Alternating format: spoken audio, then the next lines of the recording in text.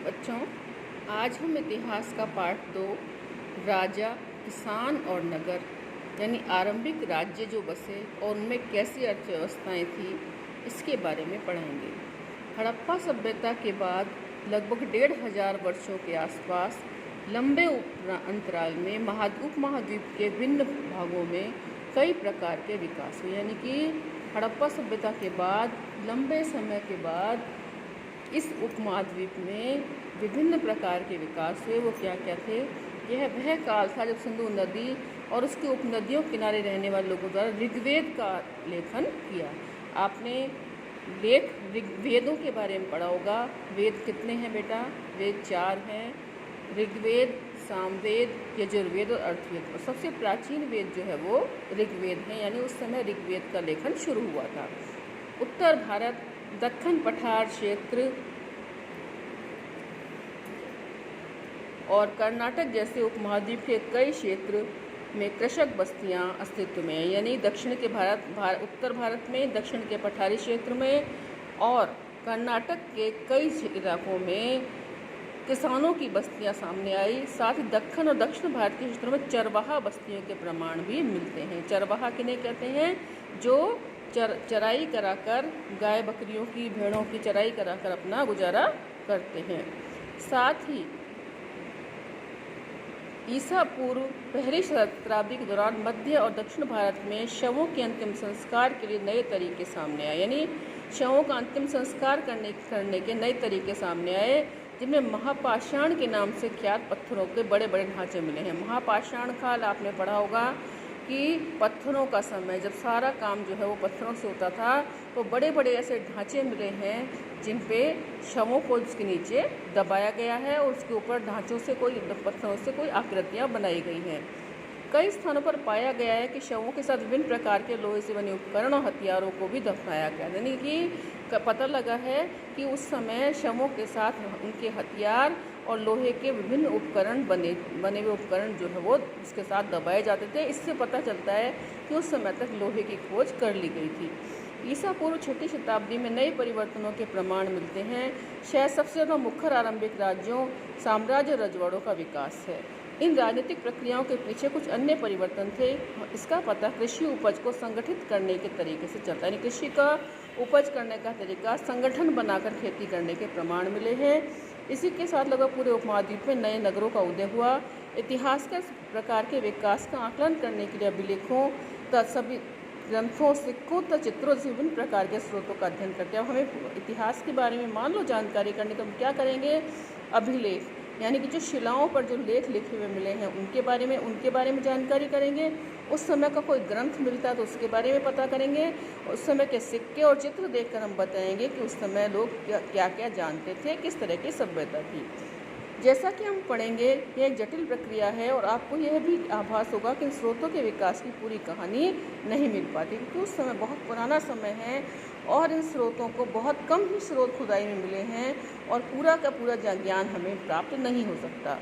Prinsep और प्रियदर्शी। भारतीय अभिलेख विज्ञान में एक उल्लेखनीय प्रगति 1830 के दशक में हुई, जब ईस्ट इंडिया कंपनी के एक अधिकारी जेम्स प्रिंसेप ने ब्राह्मी और खरोष्टी लिपियों का अर्थ निकाला। यानी अशोक के समय जो लिपि चलती थी, आपने 10वीं क्लास में पढ़ा था कि ब्राह्मी और खरोष्टी प्राचीन लिपियाँ थी। तो सबसे पहले 1830 में इंग्लैंड के एक अधिकारी थे ईस्ट इंडिया कंपनी के, उन्होंने जेम्स प्रिंसेप उनका नाम था, उन्होंने सबसे पहले ब्राह्मी और खरोष्टी लिपियों का अर्थ निकाला। इन लिपियों का उपयोग सबसे आरंभिक अभिलेखों और सिक्कों में किया गया है। प्रिंसिप को पता चला कि अधिकांश अभिलेखों और सिक्कों पर प्रियदर्शी यानी मनोहर मुखाकृति वाले राजा का नाम लिखा है। आपने 10वीं क्लास में पढ़ा था कि अशोक ने अपने आप को प्रियदर्शी क्यों कहलवाया था? क्योंकि वह सुंदर नहीं था और वह उसके माँ बाप उसे पसंद नहीं करते थे, इसलिए उसने अपने अभिलेखों में प्रियदर्शी यानी बहुत सुंदर दिखने वाला लिखवाया था, ताकि लोग आगे ये समझ सकें कि अशोक जो है वो बहुत ही दर्शनीय, मनोहर चेहरे वाला था। कुछ अभिलेखों में राजा का नाम अशोक भी मिला है। बौद्ध ग्रंथों के अनुसार सर्वाधिक प्रसिद्ध शासकों में से एक था। इस शोध से आरंभिक भारत के राजनीतिक इतिहास के अध्ययन को नई दिशा मिली, क्योंकि भारतीय और यूरोपीय विद्वानों ने उपमहाद्वीप पर शासन करने वाले प्रमुख राजवंशों की वंशावलियों की पुनर्रचना के लिए विभिन्न भाषाओं में लिखे अभिलेखों और ग्रंथों का उपयोग किया। आपने वंशावलियों के बारे में पढ़ा होगा कि जो है पुराने ज़माने में लोग अपनी वंशावलियाँ लिखा करते थे। परिणामस्वरूप 20वीं शताब्दी के आरंभिक दशकों तक उपमहाद्वीप के राजनीतिक इतिहास का एक सामंजस्य तैयार हो गया। इसके बाद विद्वानों ने अपना ध्यान राजनीतिक इतिहास के संदर्भ की ओर लगाया और यह छानबीन करने की कोशिश की कि क्या राजनीतिक परिवर्तनों और आर्थिक और सामाजिक विकासों के बीच कोई संबंध था। शीघ्र यह आभास हो गया कि इनसे संबंध तो थे, लेकिन संभवतः सीधे संबंध हमेशा नहीं थे। प्रारंभिक राज्य यानी 16 महाजनपद। 16 महाजनपदों के बारे में आपने पढ़ा होगा, 10वीं क्लास में आपने पढ़ा है कि 16 महाजनपद थे। काशी, कुरु, कौशल, अवंती, मगध, इनके बारे में आप 10वीं क्लास में पढ़कर आए हुए हैं कि 16 महाजनपद थे। आरंभिक भारतीय इतिहास में 6ठी शताब्दी ईसा पूर्व एक महत्वपूर्ण परिवर्तनकारी काल माना जाता है। इस काल को प्राय आरंभिक राज्यों, नगरों, लोहे के बढ़ते प्रयोग और सिक्कों के विकास के साथ जोड़ा जाता है।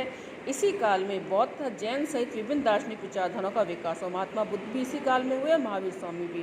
बौद्ध और जैन धर्म के आरंभिक ग्रंथों में महाजनपद नाम से 16 राज्यों का उल्लेख मिलता है। यद्यपि महाजनपदों के नाम की सूची एक ग्रंथों में एक समान नहीं है, लेकिन वज्जी, मगध, कौशल, कुरु, पांचाल, गांधार और अवंती जैसे नाम प्राय मिलते हैं। इससे स्पष्ट है कि उक्त महाजनपद सबसे महत्वपूर्ण महाजनपदों में गिने जाते थे। अधिकांश महाजनपदों पर राजा का शासन होता था, लेकिन गण और संघ नाम से प्रसिद्ध राज्यों में कई लोगों का समूह शासन करता था। इस समूह का प्रत्येक व्यक्ति राजा कहलाता था। भगवान महावीर और महात्मा बुद्ध इन्हीं गणों से संबंधित थे। वज्जी संघ को ही भांति कुछ राज्यों में भूमि सहित अनेक आर्थिक स्रोतों का राजा और गण सामूहिक नियंत्रण रखते थे। यद्यपि स्रोतों के अभाव में इन राज्यों के इतिहास पूरी तरह नहीं लिख सके जा सकते हैं, लेकिन ऐसे कई राज्य लगभग एक बार 1000 साल तक बने रहे, 6000 साल तक बने रहे। प्रत्येक महाजनपद की एक राजधानी होती जिसे प्राय किले से घेरा जाता था। किलेबंदी राजधानियों के रखरखाव, प्रारंभिक सेवाओं और नौकरशाहों के लिए भारी आर्थिक स्रोत की आवश्यकता होती थी। लगभग 6ठी शताब्दी ईसा पूर्व से संस्कृत में ब्राह्मणों ने धर्मशास्त्र नामक ग्रंथों की रचना शुरू की। यानी 5वीं और 6ठी शताब्दी ईसा पूर्व में संस्कृत में ब्राह्मणों ने धर्मशास्त्र नामक के ग्रंथ लिखे। इससे शासक सहित अन्य के लिए नियमों का निर्धारण किया गया और वह अपेक्षा की जाती थी कि शासक क्षत्रिय वर्ग के होंगे। शासकों का काम किसानों, व्यापारियों और शिल्पकारों से कर तो भेंट वसूलना माना जाता था।